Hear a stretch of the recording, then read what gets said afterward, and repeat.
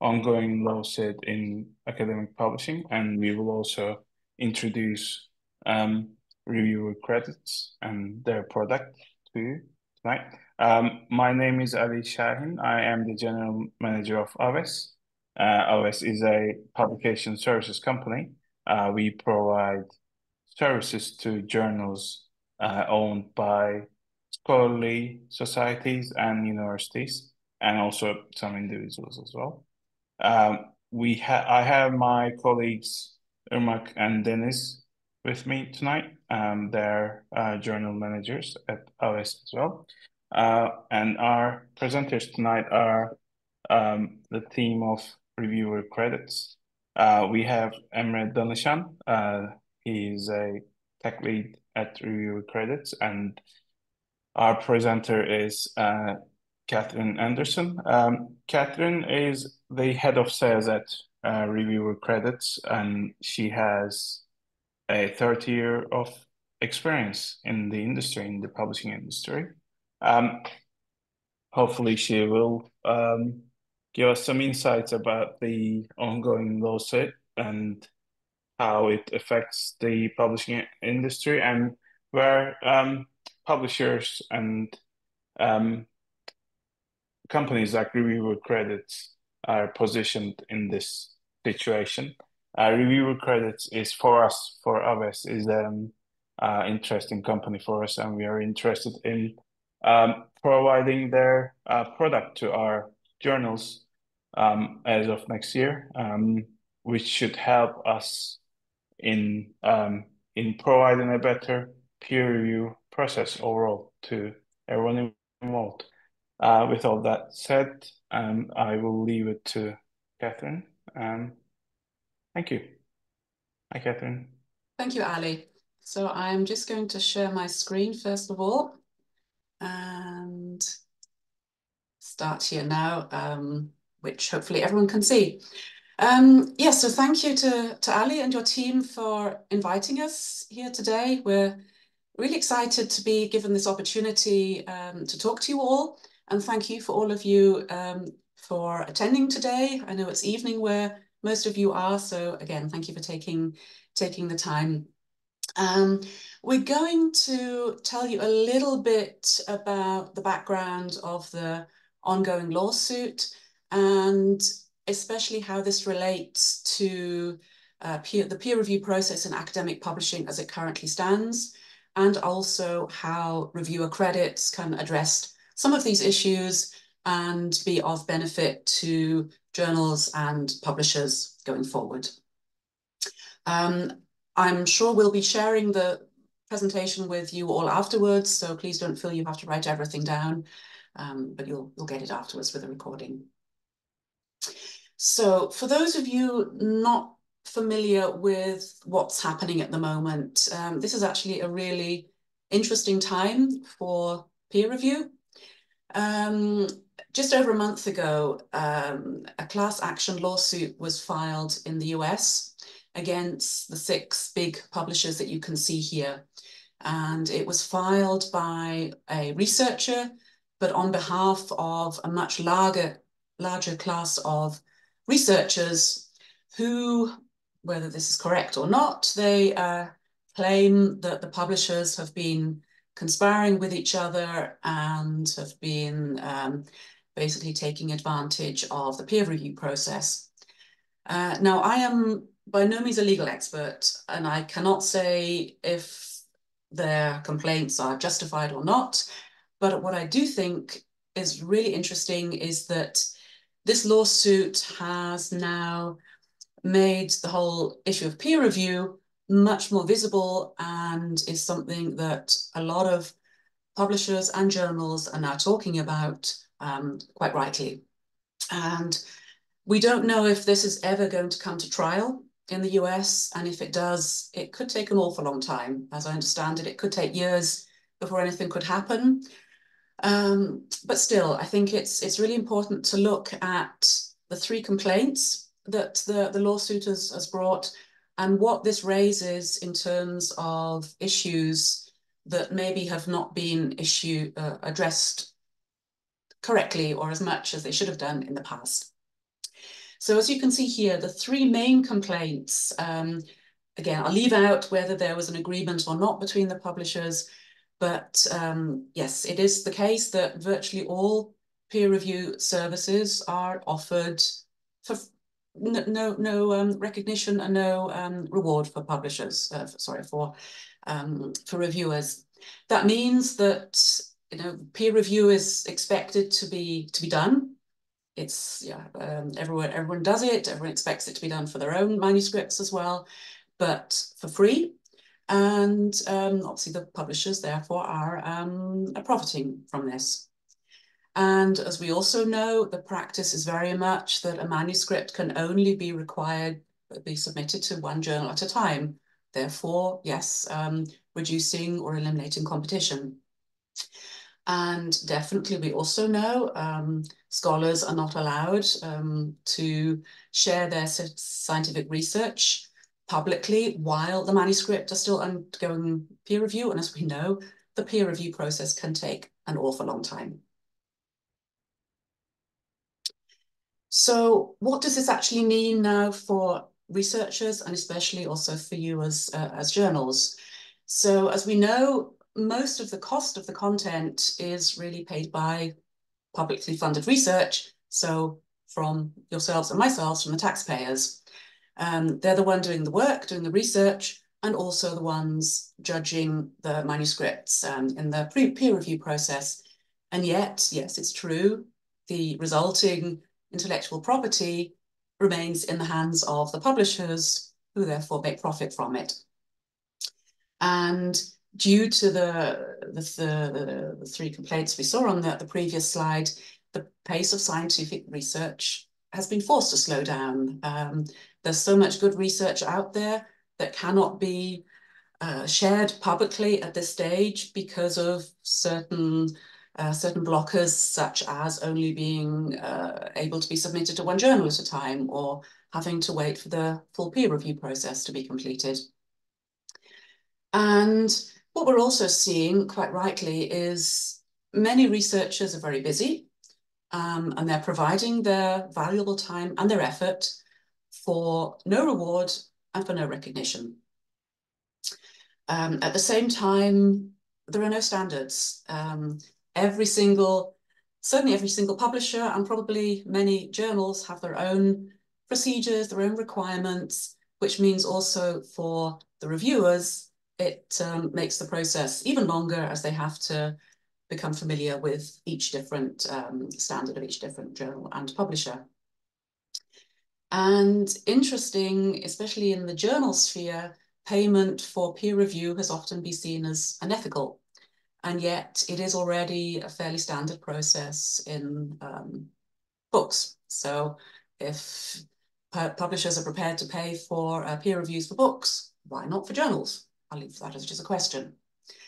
And to sum up here, I think this quote from Sven, who's the managing director of Reviewer Credits, it really sums it up quite well. So this ongoing lawsuit raises a lot of legal issues. They're important, but the conversation now is not just about whether the legal issues are justified or not, but really looking at how legitimate many of the models in scholarly publishing now are.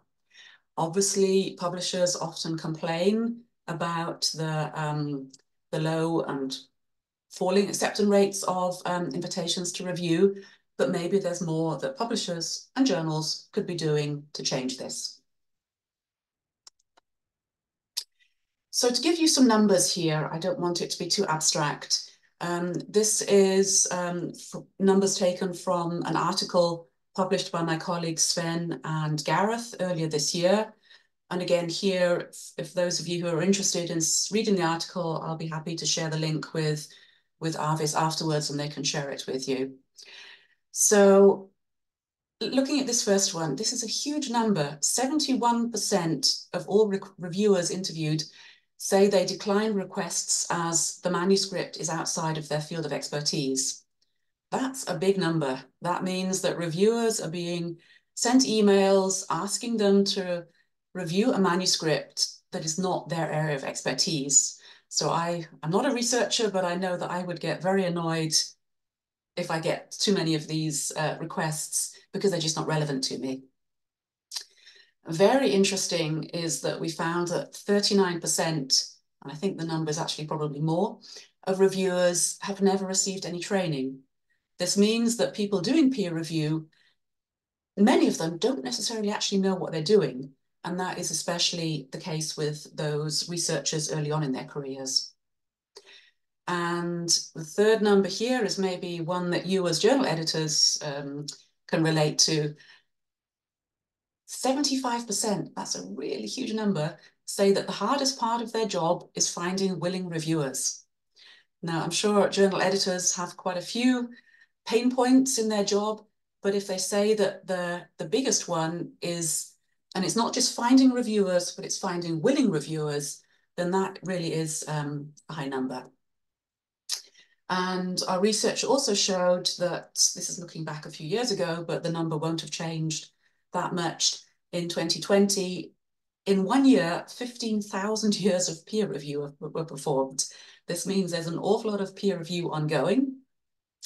And yet 50% of all of reviews in 2020 were performed by just 10% of the reviewers, with, as you can see, 4.73 reviewers per year per review.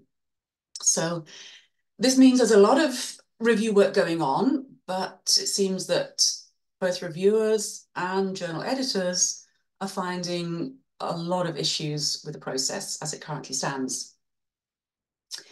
So I think it really is important to look at the importance of peer review, recognition and integrity.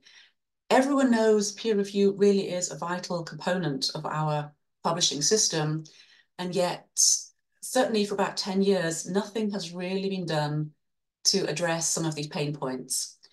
And that's why we're really quite grateful for this ongoing lawsuit, not necessarily from a legal point of view, but because it's raised awareness about some of the issues that need to be addressed within the peer review process.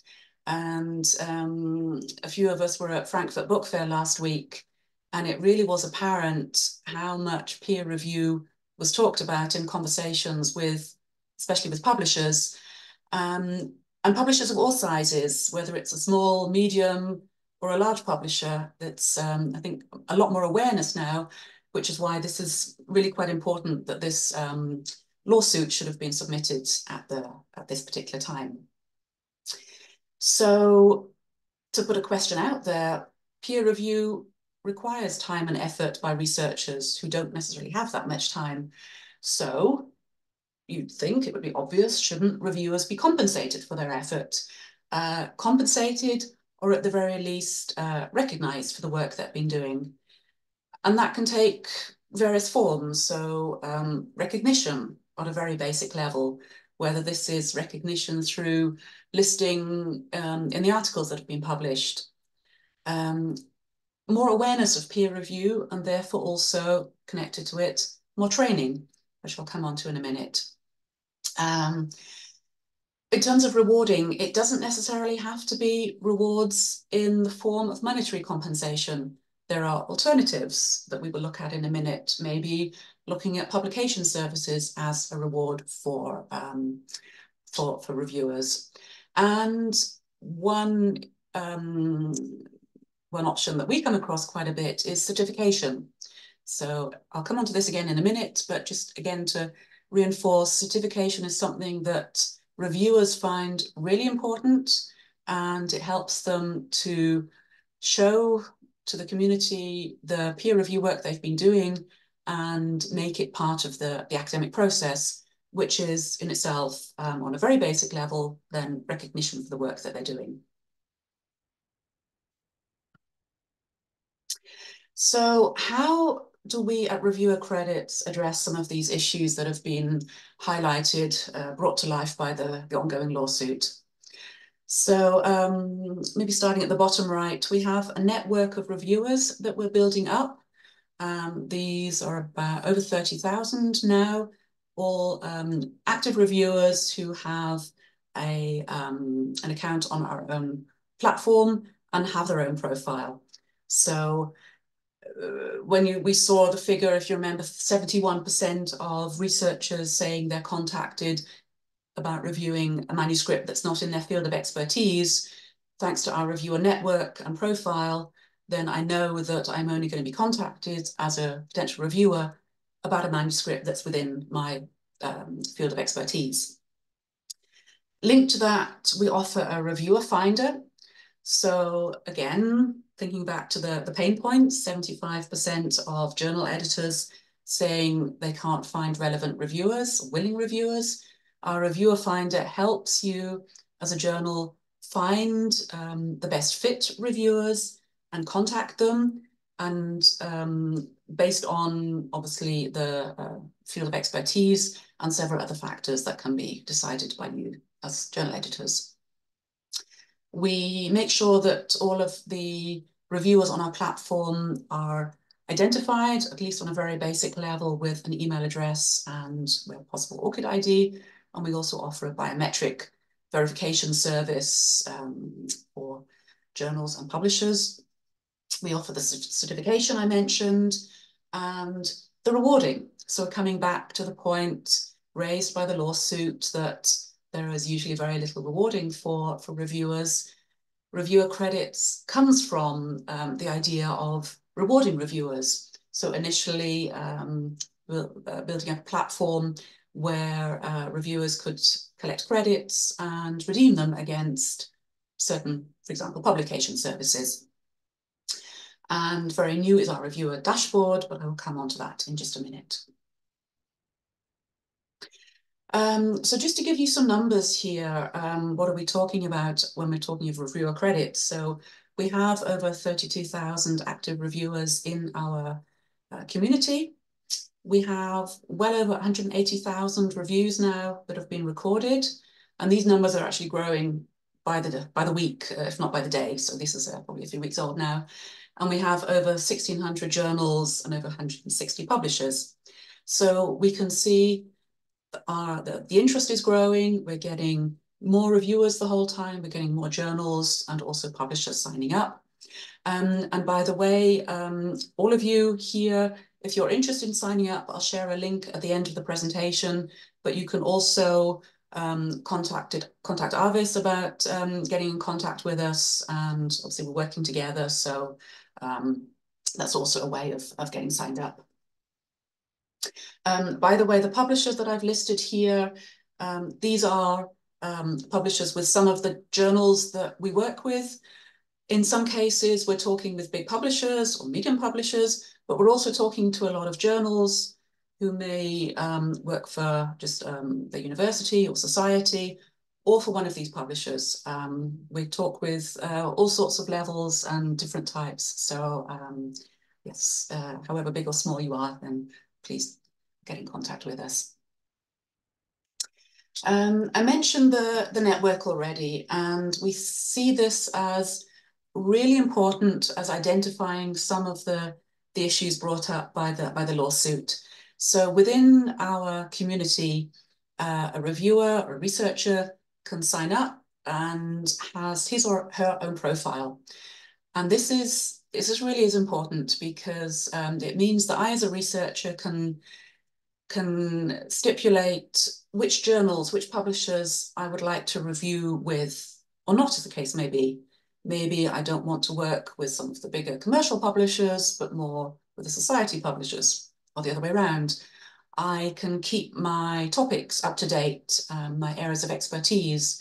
We're adding language at this point. You can also, and most important, decide on how many engagements per month you wish as a reviewer. This means if, for example, I don't have a huge amount of time, I say I want to be contacted by reviewer credit partner journals 4 times a month. And we will respect that and not go above the 4 times a month. So it means that I, as a researcher, can be sure I'm only going to be contacted up to 4 times in 1 month, and that the contact I do receive will be for a relevant manuscript, because I've set up my own profile with my own areas of research. This briefly is to show you how we reward reviewers. I'm not going to go into any detail on this. You'll get the presentation afterwards. I'm just having a quick look at my watch. So we'll skip that for now, just but to know that you can, as a journal, purchase credit points that you can distribute to your own reviewers.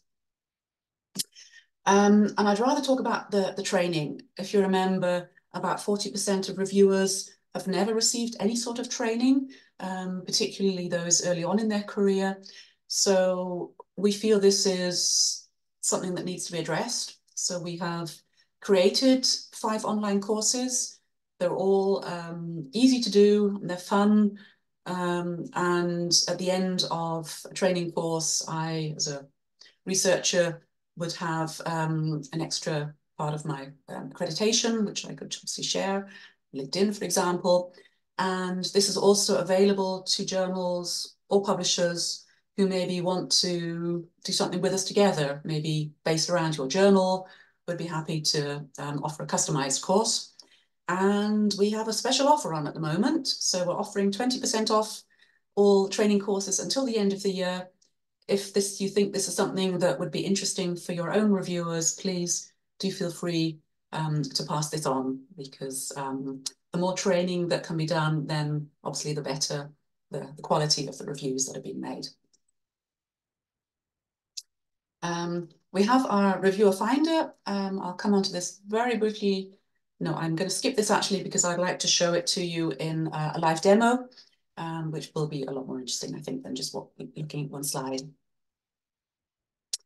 But I will show you here our dashboard. This is very new, and it gives you as journals, as publishers, an insight into what's going on with your reviewers.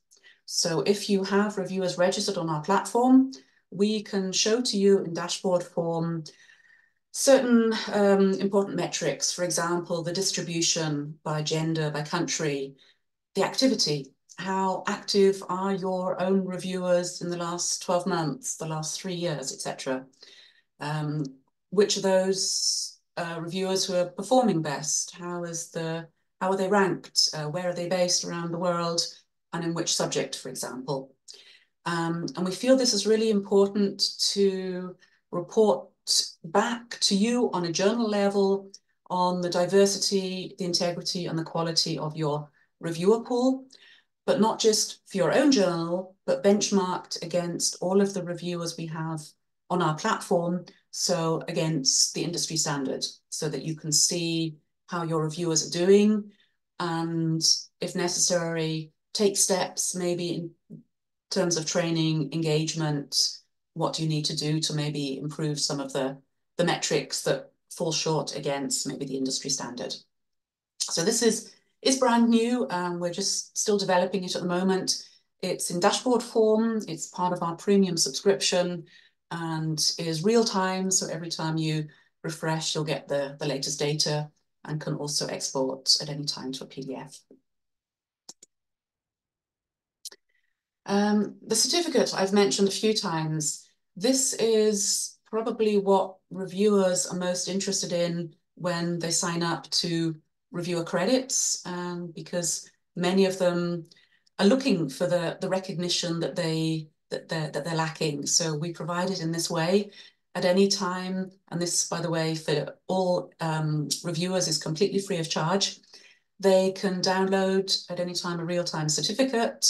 They can see cross-publisher, cross-media, all of the reviews that they've done in the last few years.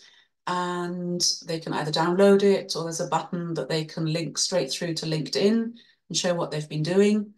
And that really makes the review process for a reviewer part of their academic record. So again, we feel this is a way of addressing one of the major pain points to come out of the lawsuit, that there's not enough recognition for the peer review work that's ongoing. And there's also a certificate available for journals, and also part of our premium subscription, a dynamic badge for journals where they can add it to their website, and you can always see how many reviews and reviewers have been added to that particular journal. And we have several ways of uploading data to our platform, whether it's the individual reviewers uploading reviews manually. We have several APIs in place. We have a plugin with the OJS system and also have an integration with Editorial Manager. And this is very important because obviously we have a great platform, which I can show you briefly in a minute, but many of our journal partners prefer to work, for example, within the OJS system. Rather than working in two systems, you can use our Review Finder, for example, within your current OJS environment without having to swap between two systems. Or else there's also the alternative also for journals and publishers to upload in bulk all of your reviews by a CSV file, very simple, and that can be done also within the profile on our platform. So I'm in sales, so I need to leave you with some sales information. These are our two models, and I think at this point it's really important to point out the one on the left. I mentioned that you can sign up at any time as a journal, and anyone who signed up automatically gets the free basic subscription. So this is completely free of charge, and it means that you can have a test of the platform, you can create a profile, and you have 10 free reviewer searches in the Reviewer Finder completely free of charge. And also start using the reviewer certification, for example, and it is free. So I think that really important, going back again to what was raised by the lawsuit and how important the peer review process is. Here, the recognition and the reviewer certificates are completely free of charge. So we encourage you to try it out. There is, of course, a premium version, and that has a lot more features. For example, the Reviewer Finder is unlimited. You can purchase the credit points to reward your reviewers, and yeah, other things here. Price starts at €15 per review, but we also have volume discounts available for journals interested in working with us. If any of you listening today are interested in hearing a bit more about the premium version, please contact Ali and his team. They will be happy, I'm sure, to make an offer in conjunction with myself. So here's the link to register, which you can do at any time. Here's also my email address if you're interested in contacting us directly. Ali, I would suggest I do a very brief online demo, if that would make sense. I think so. Yeah, and we have a couple of questions. We can follow up with those as well after the demo. Yeah, Great. Let's go ahead. Good.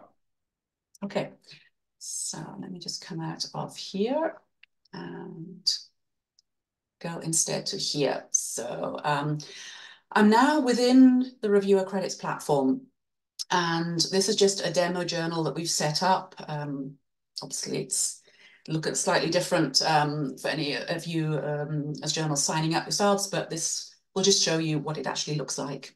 You can add your own logo, you can add an image here, and we encourage you to add as much information as possible to your profile, because bear in mind, any potential reviewers who might not be familiar with you as a journal, if they're encouraged to or invited to do a peer review, the first thing they might do is come and look at the profile. So the more information here on the journal, the better. This is, again, it's a test, so very much fictitious information here. In this case, so let's look at the dashboard.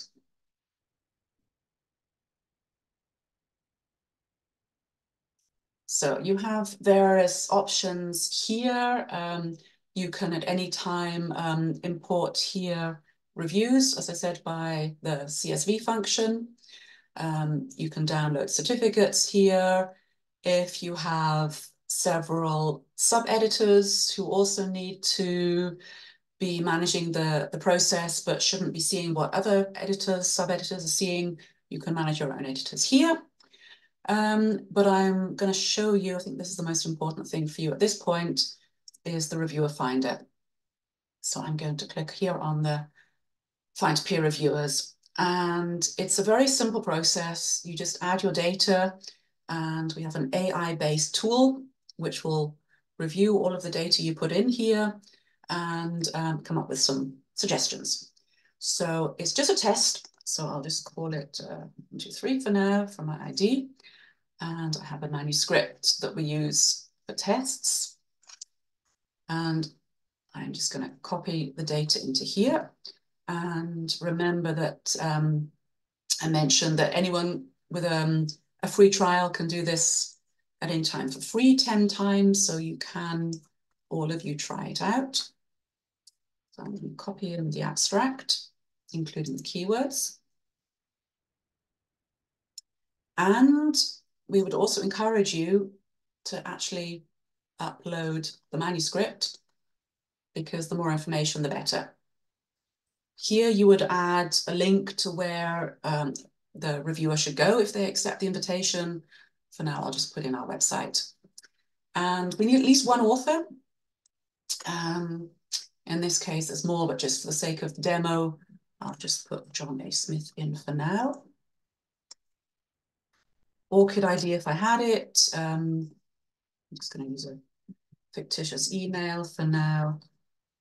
And I could also add the H-index if I wished. I'm not going to for now. And now, as I say, this is AI-based. So the system in the background is processing the data we've put in. So the manuscript, the title, the abstract. And it looks not at the keywords, but at so-called concepts.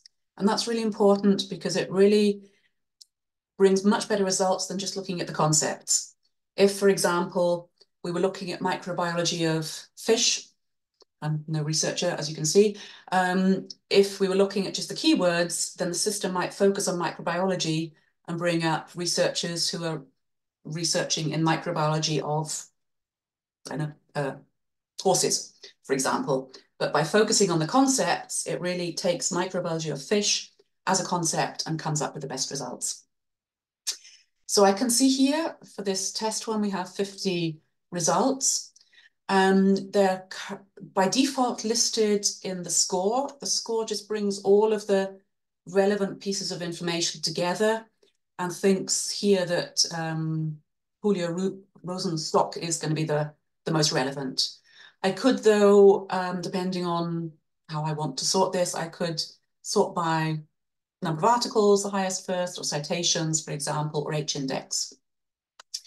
I can always see with all of the researchers here, I can click on their profile, and which I can do so now, and I can see a lot of information about this particular researcher, where they've been publishing, where they've been, and I think most especially interesting here, if you remember the concepts, think of this as concept of microbiology of fish. In this case, the article was about insulin type 2 diabetes. So I can see this particular researcher is very much qualified to review the manuscript on this particular topic. I can also see, in this case, Julio has already a profile on the Reviewer Credits platform. And here I can see the information that he's put in. If you remember, I talked about the research topic, so I can see here the primary research topic and some keywords. He's already completed 1 till 9. He hasn't specified how many interactions he would like per month, but if he had, then I would see this here as well. And then I can just at any point either select everyone and send a peer review request, or I could do it on just several.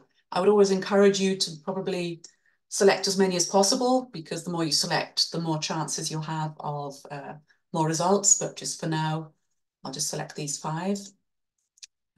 Oops. Unselect all, sorry.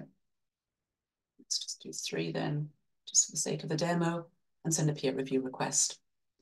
Now, if you remember, I mentioned we have an integration, for example, with OJS.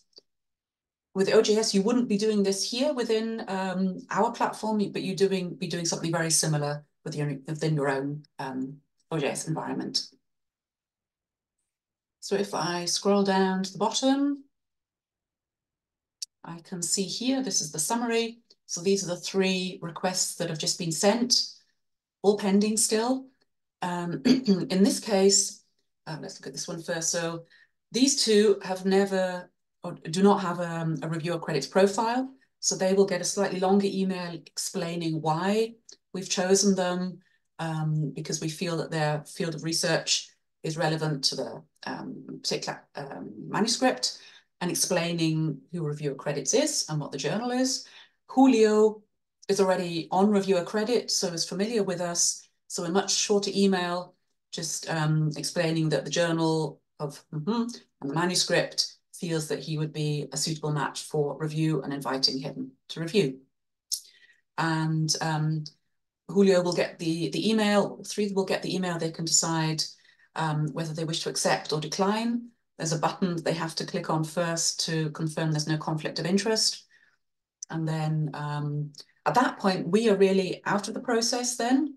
It's up to you to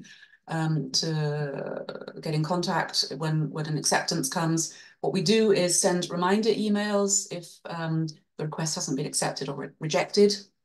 And apart from that, then yes, it's over to you in terms of the journal to follow up.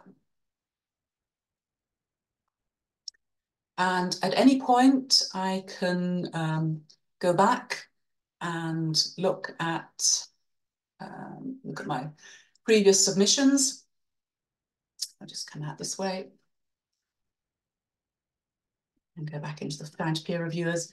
I only just selected 3 just now, so the likelihood of all 3 or any of the 3 immediately responding is maybe not that big. So at any point, I can click on my previous submissions, and I could expand my search, and I could go in and select some more, or select all of them, which we would, again, encourage you to do, because the more invitations that go out, then the better the likelihood of responses. And I think that's probably enough of me talking for now. So I hope this has been interesting for you. I hope I've been able to address some of the issues currently surrounding the peer review process, and I'll be interested in hearing your questions. By the way, I do have, as Ali mentioned at the beginning, my colleague Emra here, and Emra is our technical expert. So I'm very grateful that he's always able to be helping me in such presentations for any technical questions. So we shall see what comes in terms Thank you. Thank you, Catherine. This was great. We have a few questions. We can start with those if you want, and then we'll see where this goes. The first question is on the on reviewer credits actually, but it touches the one of the main arguments of the lawsuit as well. It's regarding the scientific integrity of the whole thing. And anonymous attendee asks, this credit idea is great, but I'm concerned that if indeed there is a dollar value attached to a review, a number of reviewers will focus on that, perhaps over-reviewing to make money rather than reviewing for the sake of science. This process might generate competition, really, or who does more. Also, there's an implication to tenure and promotion in case people are wasting too much of their time reviewing and not actually producing data and publications. So, yeah, What do you think of this? This was actually a question I would ask first. Yeah. And I think this brings to this actually hits the main point. Yeah. Emre, would you like to answer this? I just saw you unmuted yourself. So, Yeah, yeah. If you want, I can open and give my 2 cents on this question. So yes, as reviewers, we would like to increase the number of reviews done by the same reviewers or new reviewers, because we know that very small percent of the academic society are actually reviewers, and we would like to increase that with all these rewards and recognitions.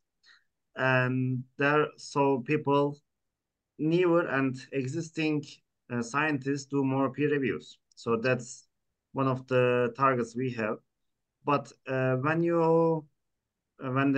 this question is asked, if the people are going to do the peer reviews for the sake of money, that is not really. I don't see that very realistic, in because in reviewer credits, the editors choose how much they would like to reward to the reviewers based on their own uh, criteria, starting from 10 euro up to 50, 60 euros per peer review.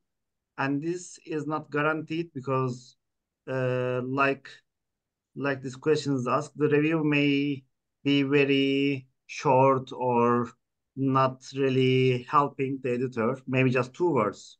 We have seen many peer reviews that are just, okay, this is good, or this is rubbish, or like this kind of reviews. So editor may not decide to reward these peer reviews.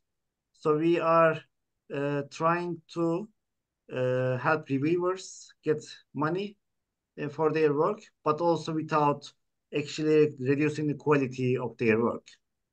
So in this case, I don't see that very causing a big problem in the future in our system. I think I would also add to that, in terms of the giving money as is one option, but it doesn't have to be. So certainly using our system with the credit points, the journal, the publisher buys credit points, but doesn't therefore give money to the reviewers, but gives them points that they can redeem then for publication services. So it's sort of a bit, we'd say in English, I scratch your back, you scratch mine. So every reviewer probably is also going to be an author. So we'll also require some support for their own academic work, whether it's language polishing or we have a feature of credit points can be redeemed against a video that I could build into my research or have a one-to-one consultancy, for example. So it can be a dollar amount, but it doesn't have to be.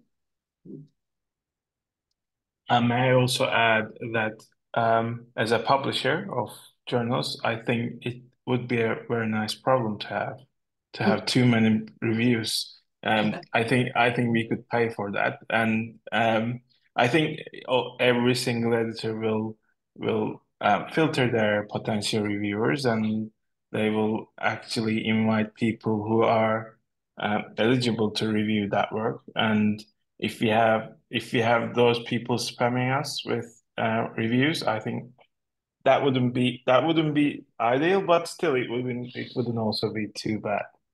That's a So really yeah. good point. Yeah. Yeah. I think we can go ahead with another question. Dr. Taner Erda asks, he's a good friend of ours. We used to work with him on a journal. He says that open access journals are becoming increasingly popular, and readers can easily access published articles while publishing houses charge authors big bucks. Um, Today, scientific journal publishing is an incredibly profitable industry. As a result, publishing houses are expected to make big money, while editors, members of editorial boards, and or reviewers are expected to be fed only on moral fiber. To answer my question, wouldn't it be better for publishers to pay reviewers money instead of credits? Yeah, I think the short answer is yes for this. Um, and I think reviewer credits actually helps with that. So the, the researchers can actually get paid in real money. Yeah, on ReviewCast, we have both of the options by credits and money. We have seen that also some reviewers do not prefer to have money like cash in their bank account. This can be their preference, their some legal reasons, some financial reasons. Rather, they would like to, to collect credits so they can use it as for their next article processing charges. So this makes it easier for some people. And on the other hand, some people find it non-ethical to get charged, get paid for their peer reviews, even though it's minority, but there are people like that. I think that's why we put together this really rewarding and recognition together. So there are some reviewers don't want any sort of payment, wouldn't want credit points. They're prepared to do the work, but they want to get recognized for it. So that's why something like a certificate can be, it's something quite simple, but that can be really quite meaningful for a reviewer. There are others who will say they'll only do it if they get paid. Okay, fair enough. But we try and address then the different options that we have available. Okay. So our next question is from Dr. Karthikeyan Ramalingam. Dr. Ramalingam says that they're actually an editor with Springer Nature, Wiley, and Walter Clouvers, and they are actually facing issues with peer reviews completed on time as well. So that's not a question. It's an issue that they share. Maybe if I could just add Yeah. to that one, I mean, that is unfortunately, yes, we're hearing it from everyone, whether it's journal editor, managing editor, small publisher, big publisher, everyone says time is an issue, is a problem. So going back to what we were talking about with credits points just now, that could be an incentive. So maybe saying to reviewers, if you provide your peer review within a certain amount of time, I'm not sure, 7 days, 14 days, we will give you 5 credit points that you can use. So it's an incentive maybe that could also be used to speed up the process a bit. Robert Margolis asks if there's any editor quality control for editors. I have nothing Actually, else. on ReviewCast, we are focused on the peer reviewers. Yeah. Editors may sign up to use it, or we have the journal account that is the primary editor of the journal that can access all the data of the journal, and also we have the editor accounts that can access only their own manuscripts that they manage. But we don't provide any quality control for the editors. We are mostly focused on the peer reviewers.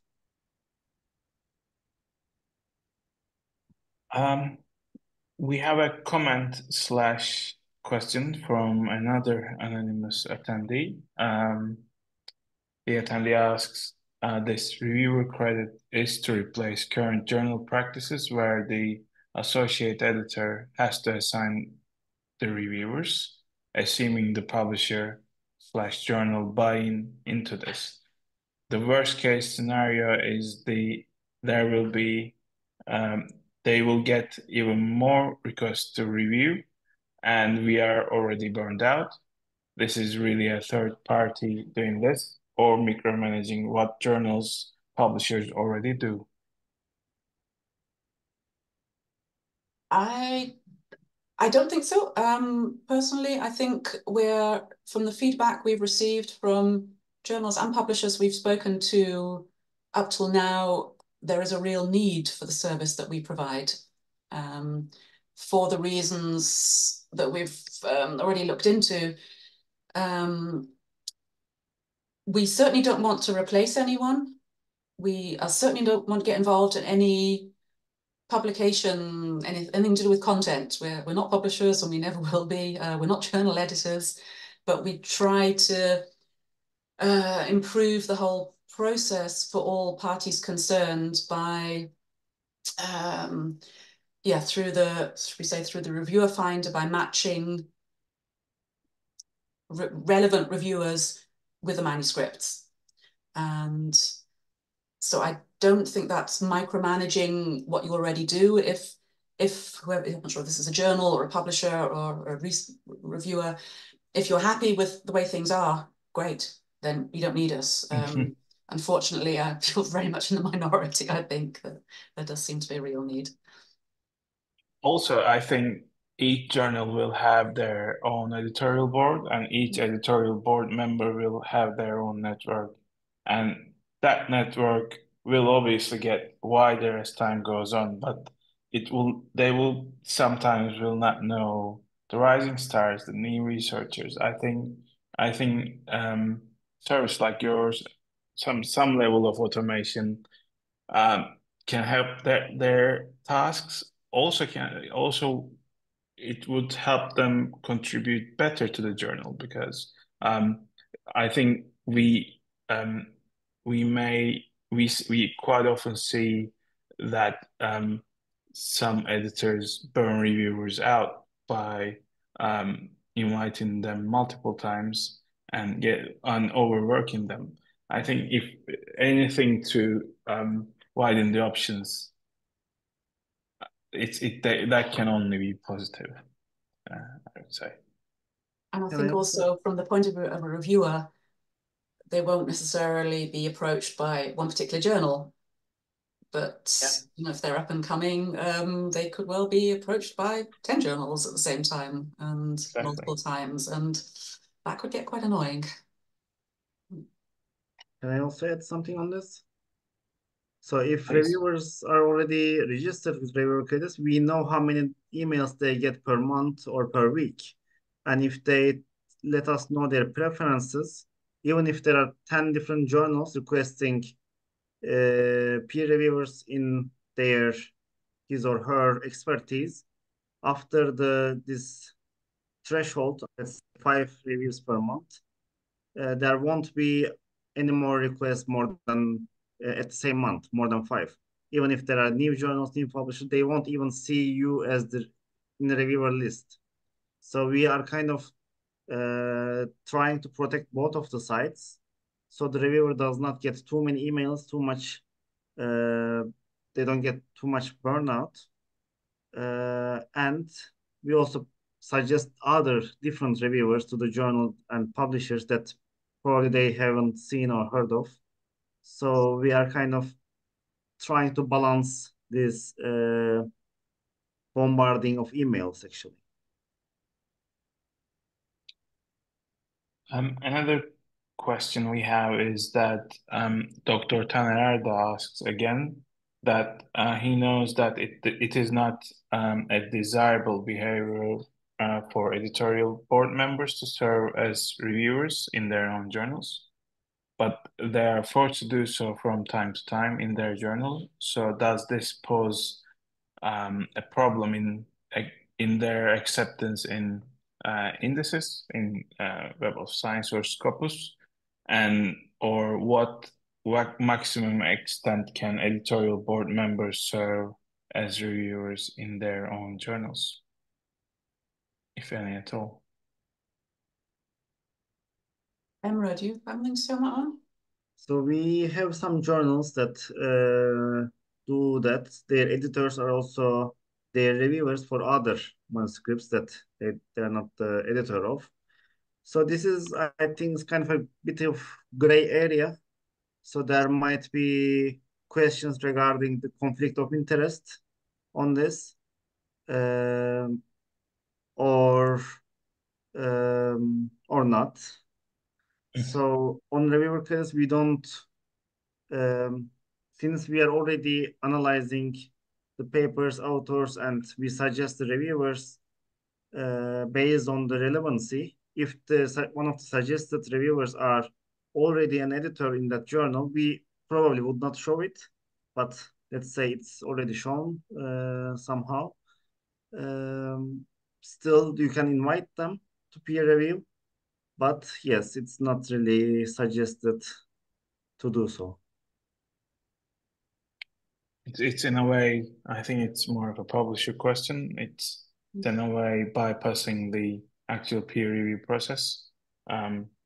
That it's just reviewed by that paper would get reviewed by a single paper. I think it's still slightly more acceptable for editors to cross review their papers, but if the editor is reviewing their own paper, the paper they're handling as a reviewer, I think that doesn't add much. It can add less to that particular paper. So yeah. I think, and it's I think it's also the second part of the question, if it hurts their chances of getting accepted in Web of Science, I think there's a larger issue there than that issue. If you are forced to have your editors as reviewers, working as reviewers, I think there are definitely other issues that you have with your journal and the operations that will hurt your chances into getting into Web of Science. Anyway, I think it's an indicator of the overall health of the journal's operations.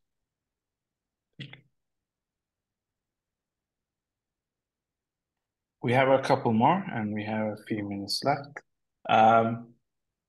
Robert Margolis asks how the reviewer credits funded.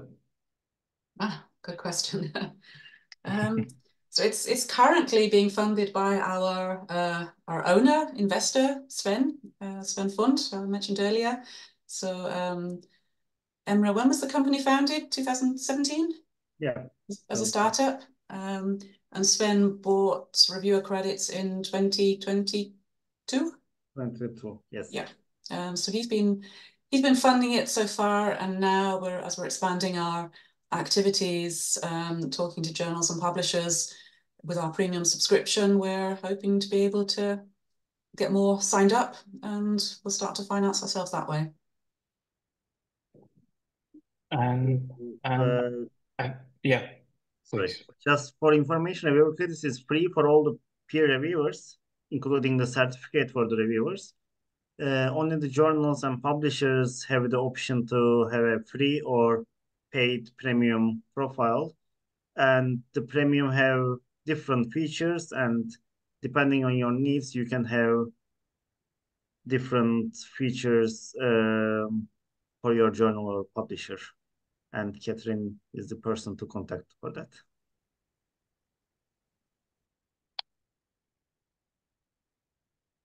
I think we have the final question / a suggestion for review credits. Dr.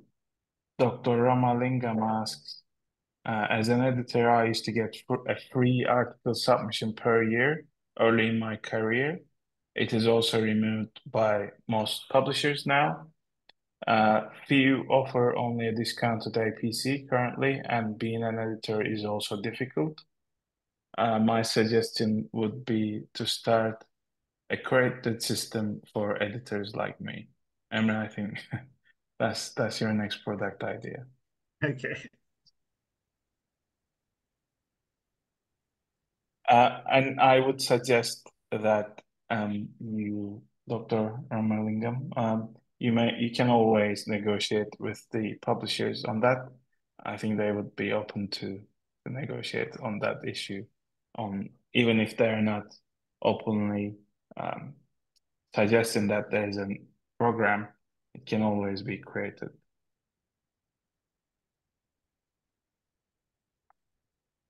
Anything to add, Emre, Catherine? No, thank you for hosting and moderating this webinar. I hope it was useful for all the participants. Yeah, so same here. I'm really, I think it's great how many people registered and so how much interest Yeah. there is in the topic. Yeah. Probably more interest maybe initially in the lawsuit than in reviewer credits, but I hope we've been able to give you a bit of information about what we do and how we can maybe help out to reduce some of these pain points that we keep hearing about. And thank you, And team, for organising this. And we thank you for helping us out in this. And thank you everyone for taking the time to listen, Catherine and everyone else tonight. If you have any further questions and if you're curious about reviewer credits or ours, please do not hesitate to contact us. We would be happy to further talk on any of these issues. Hopefully we'll be back with more webinars on other fun topics. Thank you. Just a last minute question. Somebody asked if the recording will be available. Yes, it will be out later in the week. We will have this on our YouTube channel and we will share the links with you as soon as we are done with it. Thank you. Right. Good evening, everyone. Thank you. Bye. Thank you, everyone. Good night. Good evening. Bye.